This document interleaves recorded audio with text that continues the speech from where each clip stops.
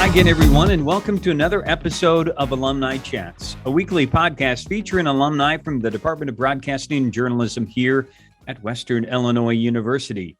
My name is Buzz Hoon. I'm the host of the podcast. Today, I'm talking with one of my former students and somebody I consider a good friend, Mario Calero from the class of 2016. Good to talk with you, Mario.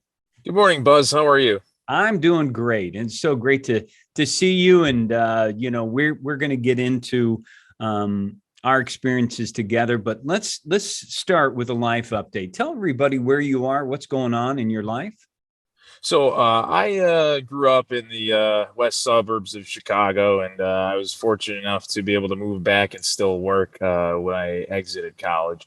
So I'm in familiar territory.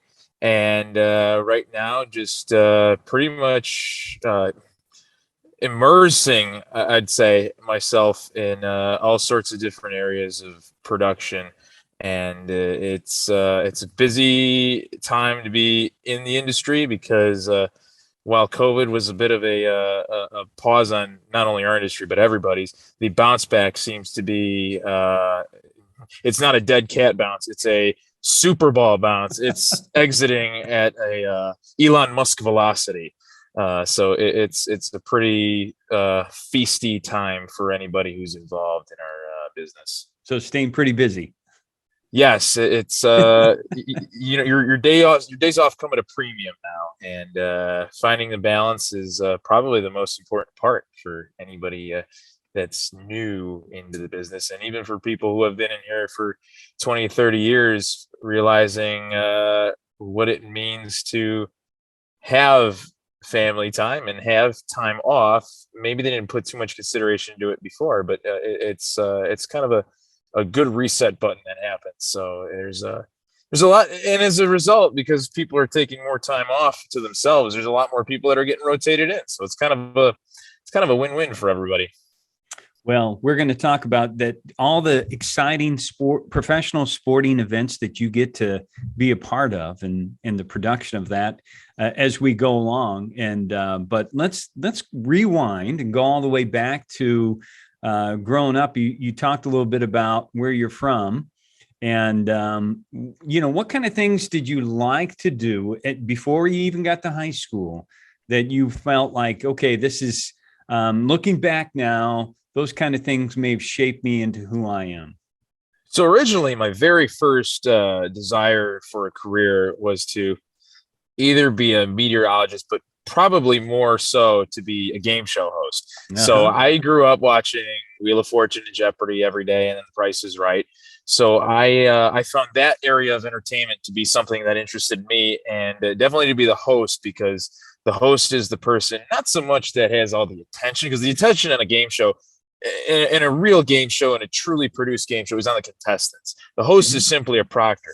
But that's what I found I want to do. I want to be the facilitator. I don't want to be the center of attention. I felt that I understood these games enough where I could proctor them and get the best out of people. And in doing that, I'd do some games at family reunions and Christmas parties.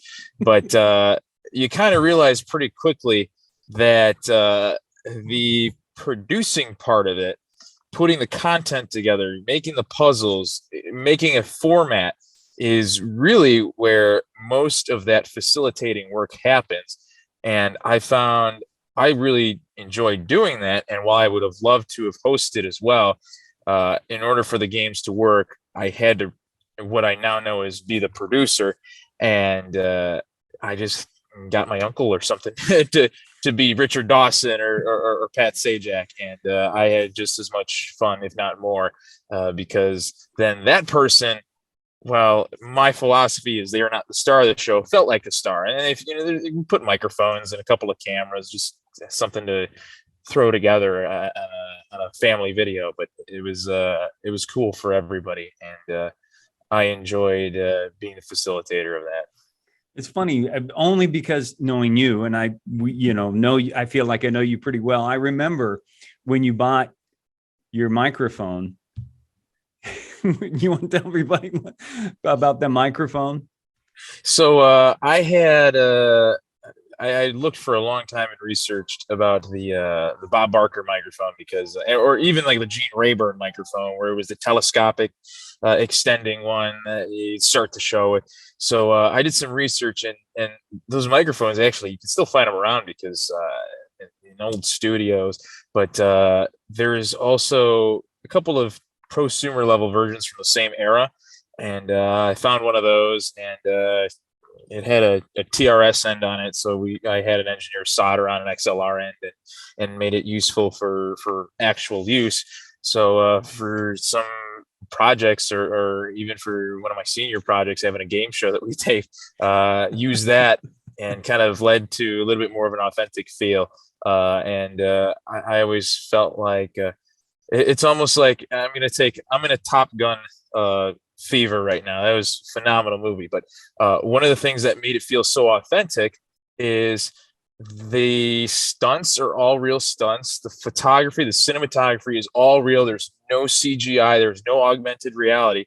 So I always felt like the quintessential game show needed the look, the feel, the lights, the warmth, and not nowadays everything's a digital LED board and nothing's really tactile and physical. So I always try to shy away from that, and everything would turn, things would rotate, spin.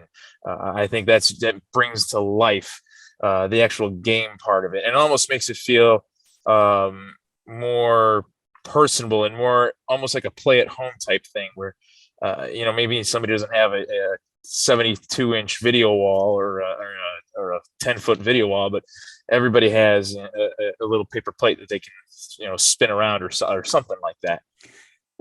And this is coming from somebody who built, again, I know this information, you built your own putt course, right?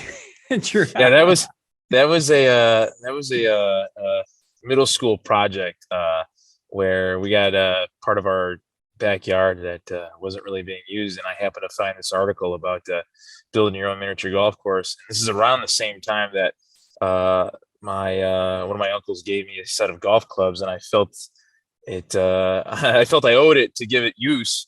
So I put two and two together, and I've always liked building and construction, so I just created that. And with all these things too, and even with television, I enjoy the assembly of the project more than the project itself. And I love golf; it's my favorite thing to do. But the building of it was really the fun part. Well, Mario, at some point in your youth, you must have felt like sports was an important part of your life, right? At some point, when did you realize that, I love to, you were an athlete, I know for a long, and still are an athlete, but at what time in your life did sports become a priority?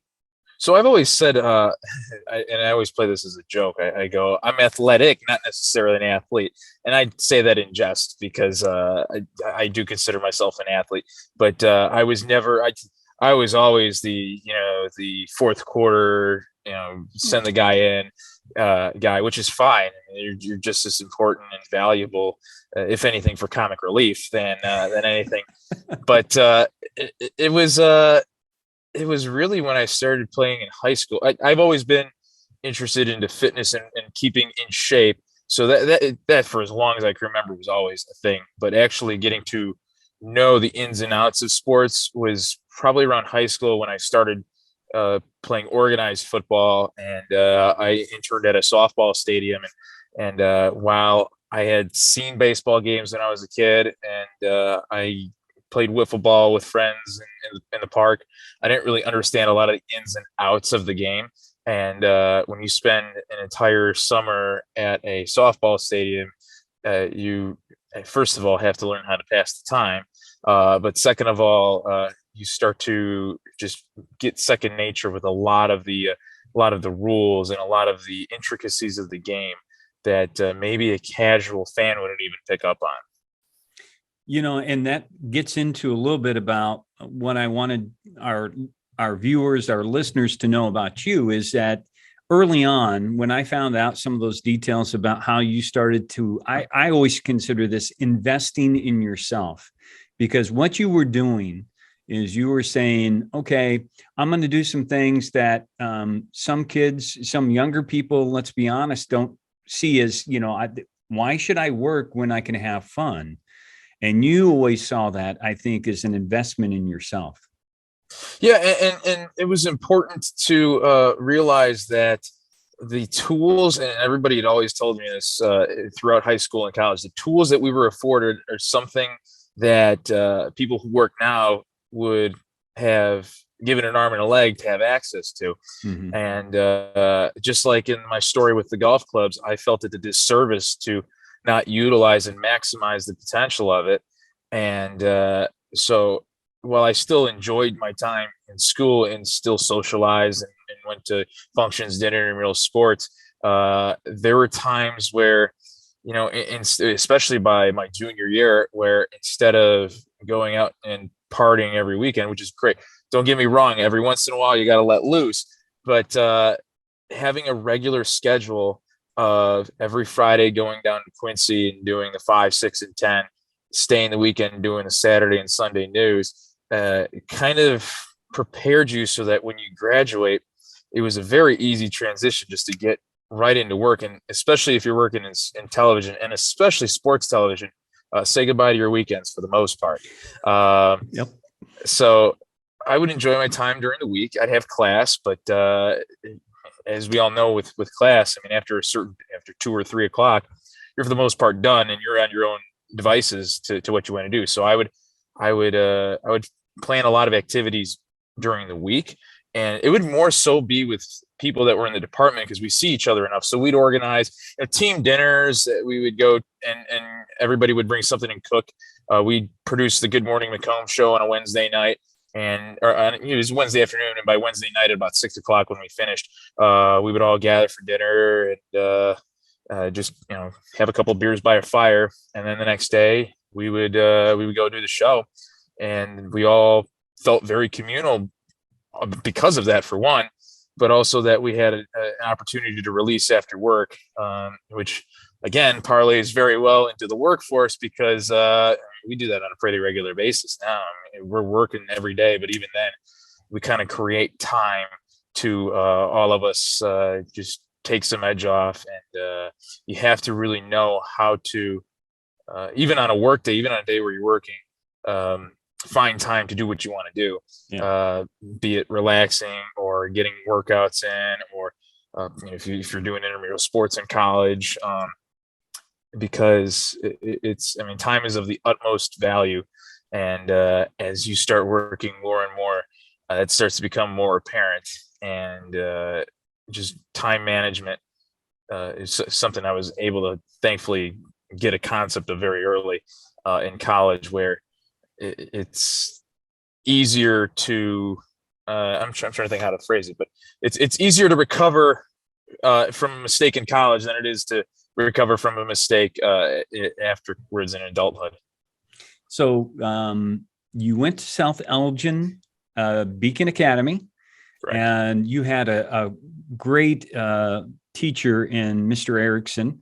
Yes. And you want to talk a little bit about how important that was?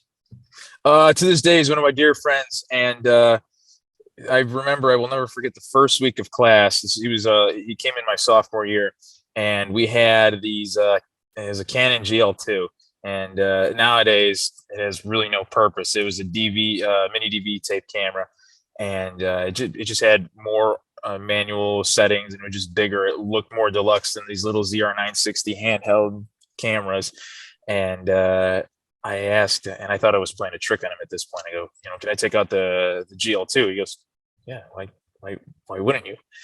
And I thought I pulled a fast one on it because we were never allowed to touch that before. And always he was fostering the creativity and the curiosity.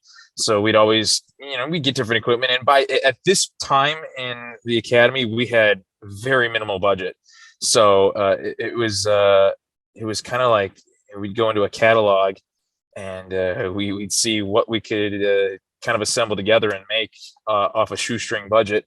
And we would go do high school basketball games. We would go do some of the volleyball games, anything that gave us an opportunity. We'd wheel down this cart with a TriCaster and a Frankenstein monitors and a little audio mixer. And it was nothing that he particularly planned.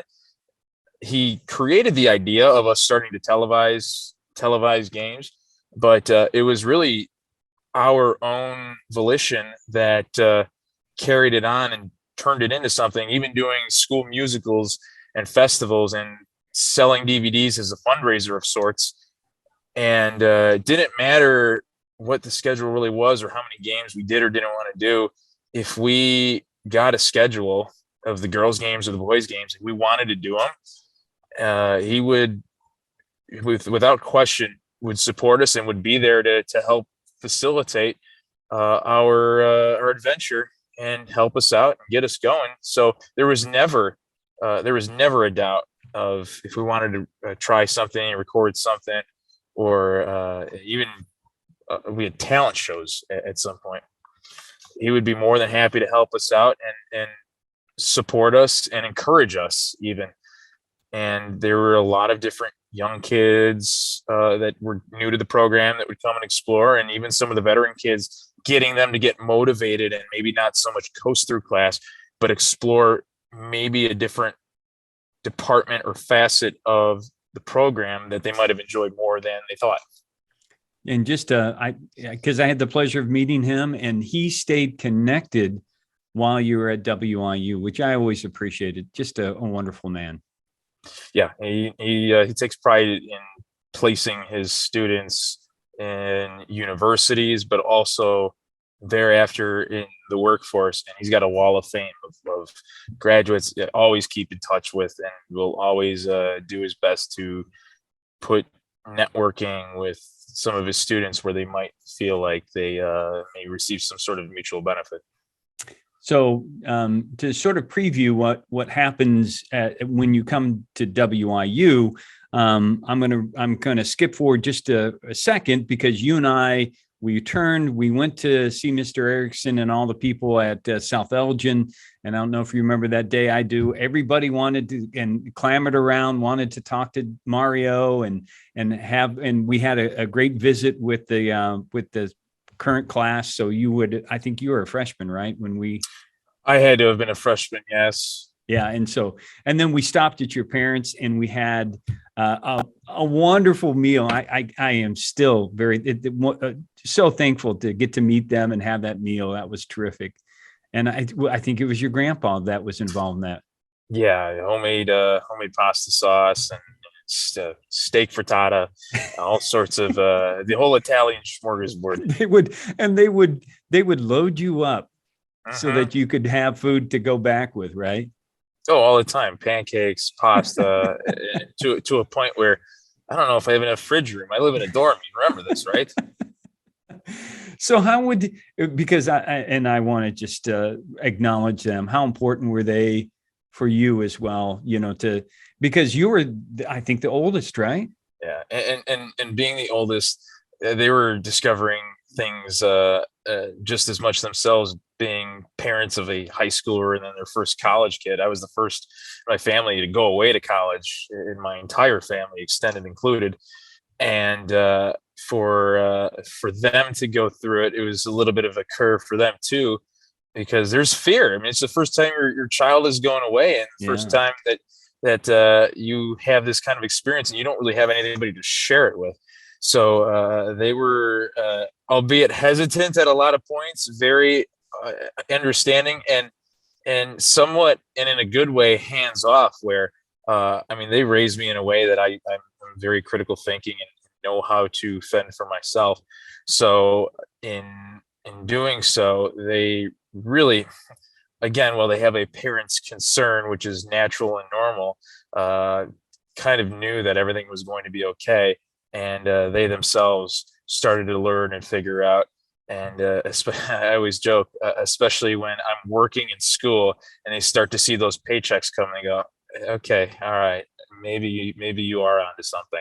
Yeah, that was a big leap of faith on their part, which of course. I definitely think that says a lot about your family. So you come to WIU, and I mean, First of all, when you said you're coming, that made me as department chair very, very happy. And there are many people that say I'm going to get involved right away, and there is you were involved right away. Yeah, I think within the first, the great thing is a lot of, and I mean by a lot, I mean almost all of the equipment that Western Illinois had, my high school also had. Maybe not the top tier deluxe version, but at least we also had a TriCaster. When you guys had a TriCaster, the live text expression, all of that same equipment was something that I'd already utilized. So the equipment was also, however, new to your department at around the same time. So there was a lot of a learning curve within the students themselves. And within a couple of days, just kind of taking an observation period and looking around and going, I can remember something distinctly in my head, but examples, I don't think in this case really mattered, but it just, in order to solve your problem, there's an easier way to do this. How about what do you mean? Just give me, I know I'm a freshman, give me 1 second, helping them out and showing them. And just the dumbfounded look of, I'm working with you, not against you. And I'm not trying to ruin anything.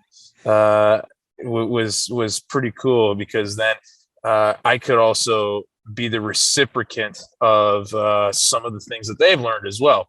And that was more of, it was a relationship that really did dividends, because having their trust and camaraderie early allowed me to maximize my time from the moment I was a freshman in school, instead of having to kind of wait in the wings. And maybe some people, honestly, spend their first couple of years with intimidation. Maybe they are smart. Maybe they do understand. Maybe they are curious, but they're afraid. And getting the trust of my older peers early really helped that, where I didn't have many of those growing pains. Yeah, I tell you that from talking with lots of alums, and they say, my first year, 2 years, I was tentative, and I wanted to be involved. I wasn't, but you didn't mess around. You were out there. I think I remember there was something with maybe a balloon getting caught on some wires, and you were there and I'm like, hey, he's supposed to be with me over here doing sports, not be working for Jasmine with news. And she was like, no, he agreed to go for it. So I think you were working from day one.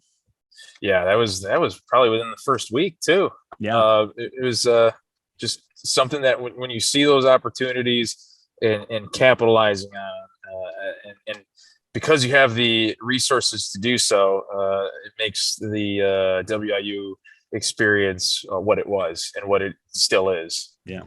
Well, let's talk about some of those faculty members that you were getting involved with. Who do you remember that was sort of, again, mentoring you or supporting you?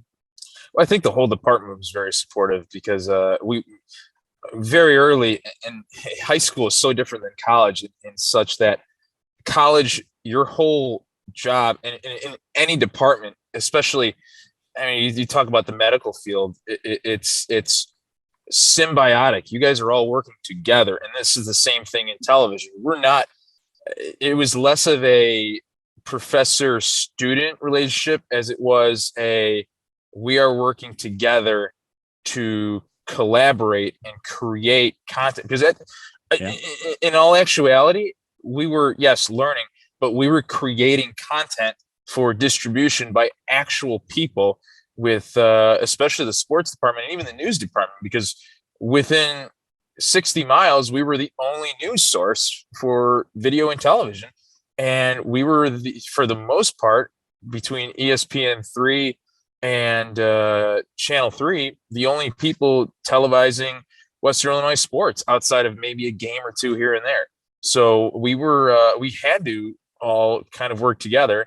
So between Jasmine having full love and support of any idea we had, and again, facilitating, a very important word in this whole thing, between giving us contacts with the department, contacts with the university, contacts for movers and shakers in the city, And between Sean and Gracia being there every day, and when we had something we wanted to try, maybe a different camera placement, maybe starting to add microphones and effects, utilizing the truck's facilities to, hey, let's try it. Let's give it a try. And if we screw it up, well, guess what?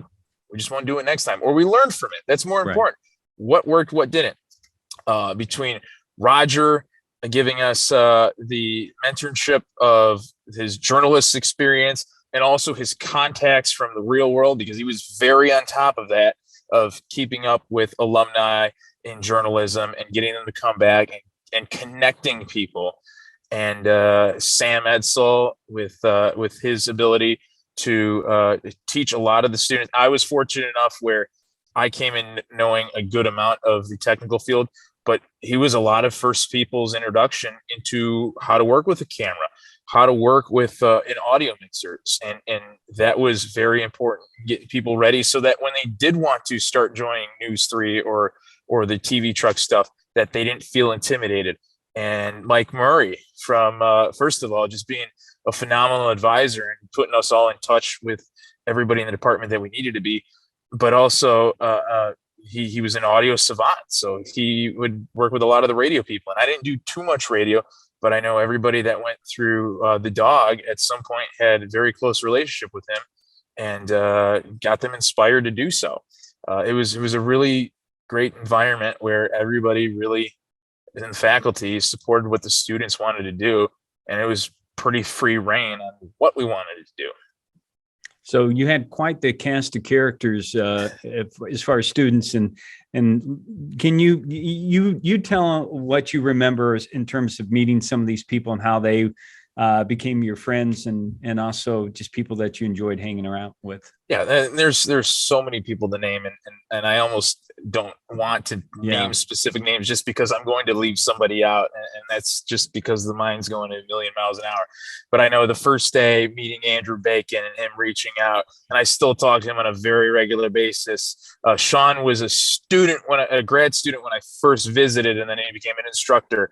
So I built a great relationship with him. Also talked to him on a daily basis, and it may be more of a weekly basis, but still, I see Dan White from time to time. He was my college roommate. Dan Niederkorn, he's working in the industry with me in this town. John Ott, who I wasn't even in the program with at the same time, but we knew all the same people. And following that, Jim Lawrence at WGEM. And this is even going outside of people that I went to school with. But and we did all the newscasts producing with Emily Manley. We had the truck stuff that we did with there's so many names that you can name off that again, without going into too much of name dropping, you're going to leave somebody out. But the funny thing is, and I say this because I was almost guilty of it until something clicked in my brain by senior year. You are going to work with everybody you were in class with at some point if you go into this business. It's and you know what? Buzz, for better, worse, ugly, good, bad, you're going to see a lot of these same people, even the morons. And I hate to say it, but if you want work in this business, it is there. And again, for better, for worse. But my point being, keep those relationships, and you don't have to put too much effort into maintaining relationships, but at least leave it on a cordial note or someplace where if you have to recall on a favor or you have to just get that introduction, you see somebody, you don't have to go through the awkward stages. Oh, this guy was kind of a jerk in college, or this lady, whatever. Just that's so important. I can't tell you how many people I have run into, and this is a very common occurrence with Columbia college graduates in Chicago because everybody went to Columbia there. But it was so funny how many times I've run into Western Illinois graduates in this city, and not even in this city, around the country. And I every Wolves game, I see Gabe McDonough. He's in the lunchroom. Yeah. And I would have never guessed that I would have seen him again. And him and I were cool when we were in college, but I never would have thought to say that I would see him 40 days a year. It never would have occurred to me. I saw there's so many people, there's so many names, and it's just so paramount to make sure that you keep a good working relationship and maintain a good attitude in school, and because you just never know, and that's such a cliche, but that was the most shocking thing, and it didn't happen right away. It took a couple years because I mean, in all frankness, my career kind of took off a lot faster than a lot of other people's did. But with that being said, every day you see more and more people that you knew from high school and college. Holy cow! Where were you? How am I running into you? It's just everybody makes it back eventually that wants to. There is work out there. Well, as you mentioned, you started working at WGEM. You started driving to Quincy, and somehow you're I think it was a truck, right? Your truck made it on a regular basis, and so you were working doing news there, and then I remember you said I got a chance to do IHSA playoff games, and so you start doing those while you're an undergraduate, and I think people, including me, but I think there are a number of people, especially peers, that were thinking, oh man, this guy's he's already starting to knock it out of the park, and he's still an undergrad. Those are some good opportunities for you, I'm sure. Yeah, and it's so funny because this business, while it seems very and I can't think of a word, but almost like a Cinderella story, where what are the odds that that exact slipper would have fit my foot and gone in?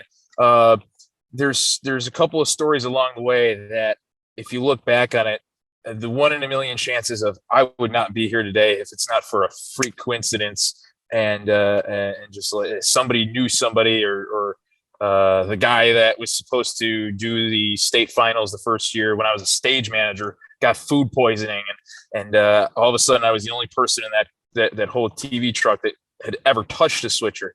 But at the same time, there's a saying that kind of goes, life is a lot about luck, but the more you work, the luckier you get. Yeah. You kind of think that, okay, at some point, then it was maybe bound to happen. But there are some star-crossed moments, and that was the word I was looking for, in this life and going through your career, where you just can't believe that the freak coincidences of, if this not had happened, would I be where I'm at right now?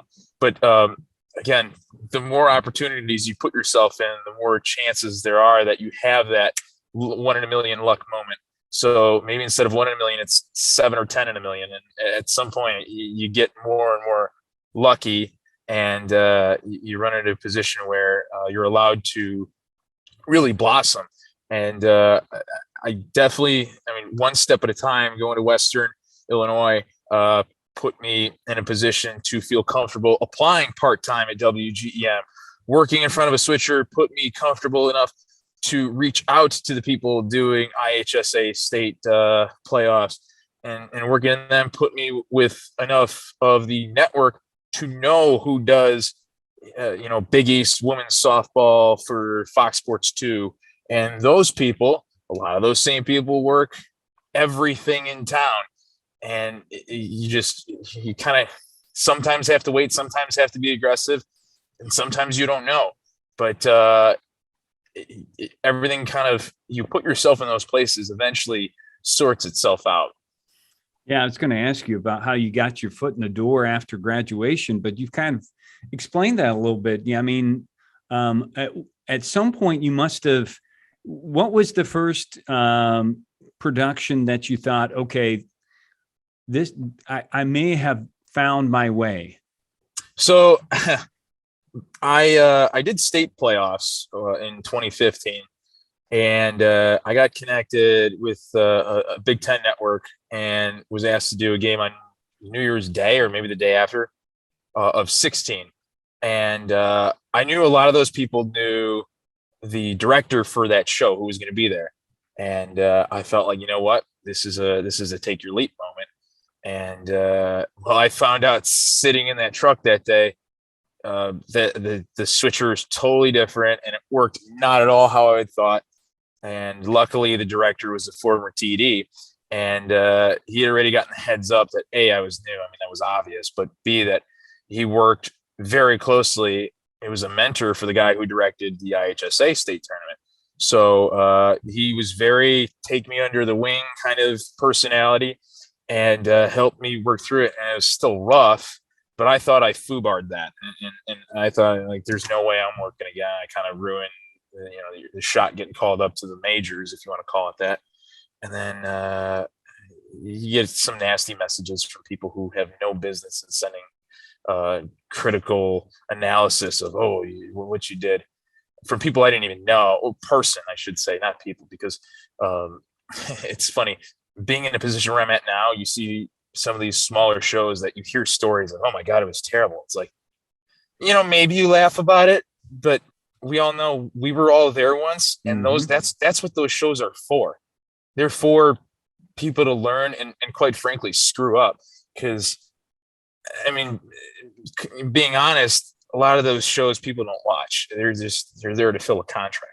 So they have to be televised. They have to be put on with a production. And of course, the people that are putting it on are going to try to do their best job. And there's going to be weak links, and people are going to get frustrated. But again, when you have two MLB teams going on, you got an NBA team, you got a football team, you got a hockey team, and you got all that stuff going on 80 miles away on the same day. And it's New Year's Day. Let's be real here. Like, yes, it's like in baseball, your September call-ups. It's kind of what happens. And being so new and young, I didn't really understand that. So I was really panicky when I didn't do very well. But the next day I get a email. Hey, we're doing with the Ross Switcher, the entire Big East women's tournament on Fox Sports 1. We got a message from the truck company that said you're the guy they normally use, and you're the guy that they said would be excellent for this. And this is the same company that does almost every single event in the entire country, and they're based in Chicago.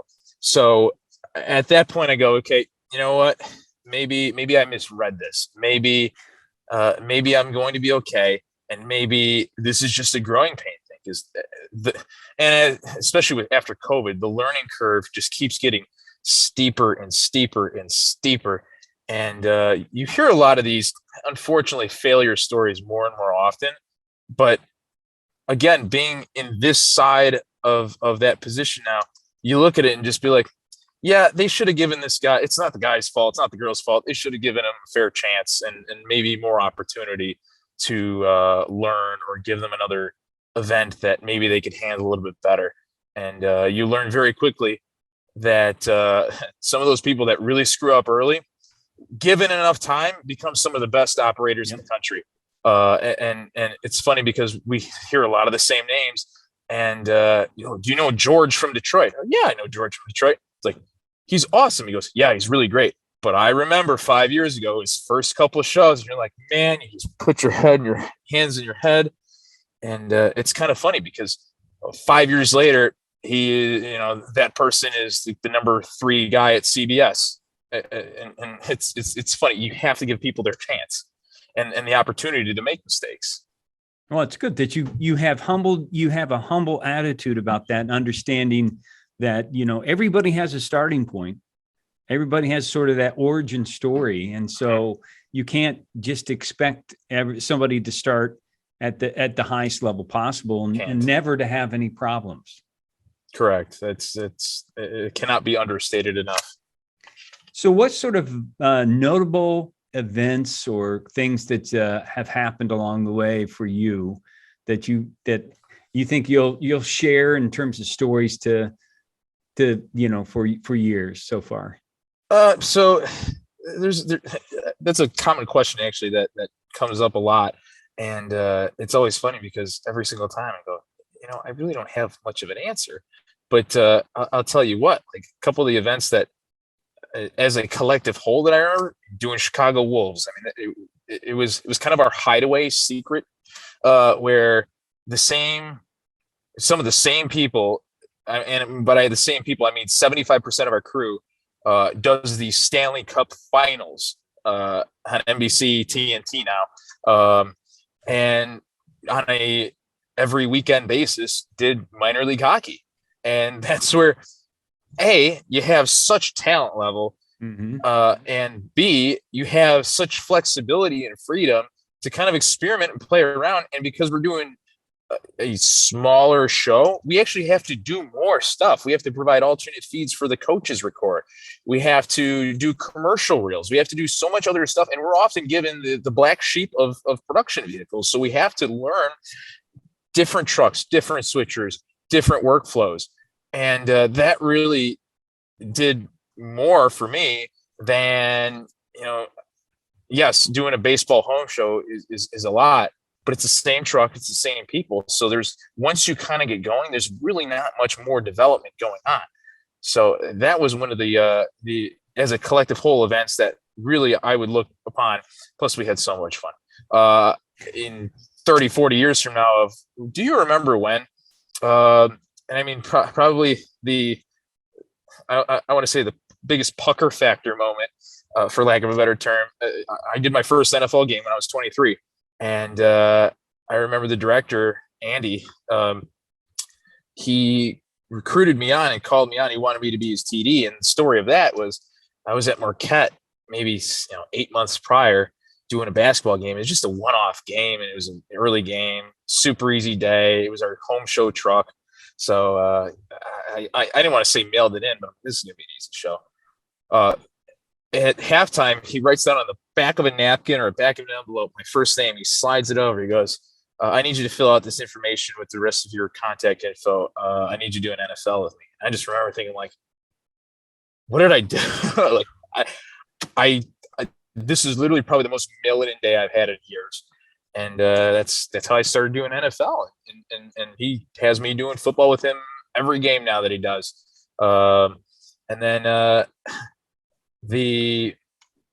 in the last recent while, the event that made me realize that my caliber, and again, I hate saying it in a way like this, but like that I am of the top 1%, was when the NBA All-Star game in Cleveland, we had the All-Star Saturday Night Skills Contest, and apparently it is the most intricate, ornate, totally out of the ordinary head scratcher show that TNT does all year. And 35 EVS machines, 70 something cameras, and the normal TD for that had his sister's wedding to go to. So him and I know each other well. He goes, yeah, you can do it. I'll put your name in. Tell them to get you. So before, I'd never worked with that director before, and before doing that, he wanted to have a couple of basketball games with me. We clicked very well, but still, I remember going in that week, and it is so disorganized because there's so much stuff going on for the first, especially 4 or 5 days of set. And we had 8 set days in the event. You're like, oh my God, maybe I'm in over my head. And then you start, because I didn't know what to expect. And I don't know, am I supposed to be doing something now? Am I not supposed to be doing something now? You're just afraid. And you take a deep breath and realize you're not the only person in this scenario. Other people that have been doing this for 20 years are kind of pooping their pants. And you go, you know what? It's really not that hard. You just have to play along, follow along, listen. And every once in a while, you might have to be like a quick thinker and, okay, ready, 34, take 34. We're on 34. Oh, shit. And then you have to have that split second decision. Yeah.